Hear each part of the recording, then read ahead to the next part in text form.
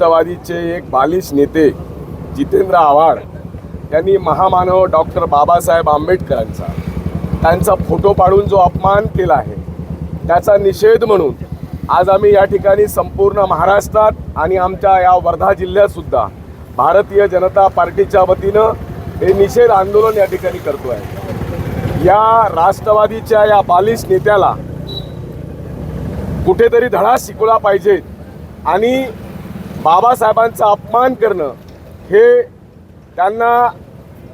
त्यांच्या दृष्टीनं अत्यंत घृणास्पद काम जितेंद्र आव्हाड यांनी काल केलं आहे।